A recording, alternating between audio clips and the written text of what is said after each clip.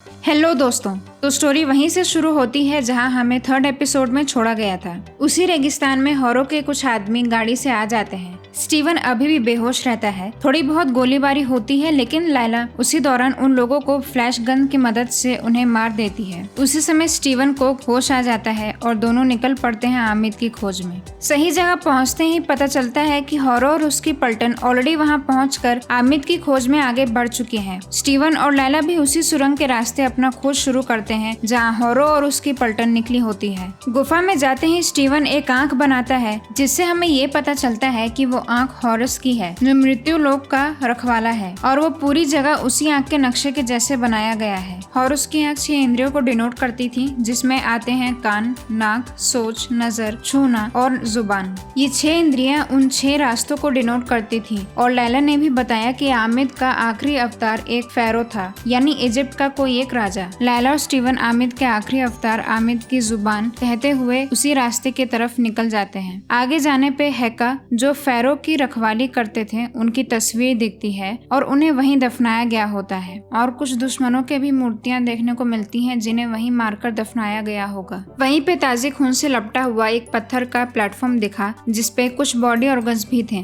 वहीं बाहर जाने के लिए पहले रास्ते में खतरा देखते हुए वो लोग दूसरा रास्ता खोजते हैं, जिस दौरान स्टीवन को कुछ चीजें देखने को मिलती हैं। अब प्रॉब्लम ये होता है कि स्टीवन को दूसरा रास्ता तो मिल जाता है ऊपर की तरफ, लेकिन लैला नीचे ही रहती है। और उसी समय कुछ गोलीबारी की आवाजें आने लगती हैं। कुछ ही देर में एक हैका वहां पहुंच जाता है, और वो भी अकेले नहीं, हॉरो के जख्मी बंदे को लेकर, जो स्टीवन के घर पुलिस बनकर उसे लेने गया था। और बाद में वो हैका उसके पेट के साथ चीरफाड़ करके सीरियस ऑपरेशन कर ही रहा होता है कि लैला वहाँ से कोशिश करती है निकलने का। हैका को महसूस हो जाता है और वो उसी तरफ जाता है। अब किसी तरह बचते बचाते एक दूसरे की मदद करते हुए उस हैका को मार कर निकल तो जाते हैं, लेकिन स्टीवन अलग रास्ते और लैला अलग रास्ते। अब लैला की अगर बात करें तो वो जिस रास्ते को पकड़ी होती है, उस रास्ते के डेड एंड तक पहुंच जाती है, जहाँ पे एक और हैका उसका पीछा कर रहा होता है। कच्चा और कमजोर रास्ता होने की वजह से लैला को सेफ जोन तक पहुंचने में टाइम तो लगता है, लेकिन वो बड़ी बहादुरी से उसके पीछे पड़े हैका को मार देती है। अब लैला की दूसरी तरफ हॉरो नजर आ जाता है, जो लैला को फिर से इमोशनली कमजोर बनाने की कोशिश करता है। माँ को लैला के पापा के बीच में क्या क्या हुआ था वो सारी बात बताने लगता है। वहीं दूसरी तरफ स्टीवन बिना कोई अड़चन के आमिद के अवतार और फेरो अलेक्जेंडर तक पहुंच जाता है। उस फेरो के मकबरे के तरफ जाने पे वो टटमोस II का नाम लेता है, जो इजिप्ट के 18th डायनेस्टी का 4th फेरो था। और नेफरटिटी का भी नाम सुनने को मिलता है, जो उसी डायनेस्टी की क्वीन रहती है, जो फेरो अखनेटन की वाइफ भी रहती है। स्टीवन फेरोज का नाम लेकर अनुमान लगा रहा होता है कि उस मकबरे में भी ऐसा ही कोई महान राजा होगा।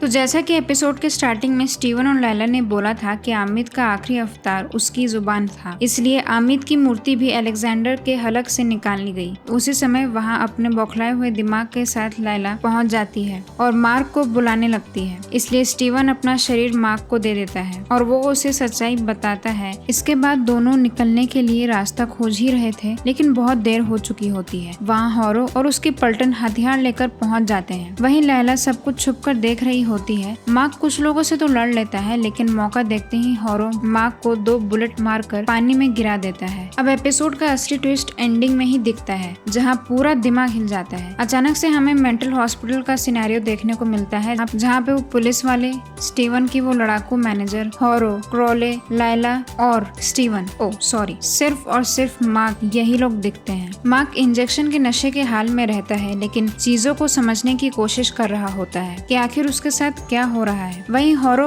उसे टॉम बस्टर की कॉमिक देता है, जो एक्चुअली एक मूवी बन चुकी है। मार्क हॉरो की बात सुनते समय कुछ चीजों को कनेक्ट करने की कोशिश कर रहा होता है, जैसे हॉरो की छड़ी, उसके फुटवेयर, पिरामिड, सीनरी, स्टैचू। वो सब कुछ समझकर वहाँ से भागने की कोशिश कर रहा होता है और एक रूम में छिप जाता है। वहीं उसे एक मकबरा मिलता है। उसे खोलने पर स्टीवन मिलता है, लेकिन एक मिनट, वो दोनों 2 अलग अलग शरीर कैसे दिख रहे हैं? अब चलो मिल तो गए, लेकिन वो दूसरे मकबरे में कौन है? क्या वो मार्क का तीसरा कैरेक्टर है, Jake Lockley? And last but not the least, who is this hippo aunty? जी हाँ, वो हिप्पो आंटी का नाम है Taweret, Egyptian goddess of child birth. अभी तक टॉवेरेट का कुछ खास पर्पस नहीं पता चला है स्टोरी में। टॉवेरेट का आवाज एंटोनिया सैलिब दे रही है। इजिप्शियन माइथोलॉजी के हिसाब से टॉवेरेट खोंसू जैसी है, जो एक प्रोटेक्टर के तौर पे काम करती है, और टॉवेरेट प्रेग्नेंट महिलाएं और न्यूबॉर्न बेबीज को किसी भी मुसीबत से बचाने का काम करती है। टॉवरेट के बारे में और जानने के लिए हमें नेक्स्ट एपिसोड्स का वेट करना पड़ेगा। बट मार्क के साथ हो रहे इस इंसिडेंट्स का पूरा एक सिनेरियो देखें तो आपको क्या लगता है, ऐसा क्यों हो रहा होगा? क्या मार्क गोली लगने से थोड़े टाइम के लिए सदमे में चला गया है, या ये हॉरर की कोई नई चाल है? मार्क के मेंटल हेल्थ इशू का फायदा तो नहीं उठा रहा? आपको क्या लगता है कमेंट सेक्शन में जरूर बताएं। और अगर आपको ये वीडियो अच्छी लगी हो तो प्लीज सबके साथ शेयर करें और मेरे चैनल को जरूर सब्सक्राइब करें।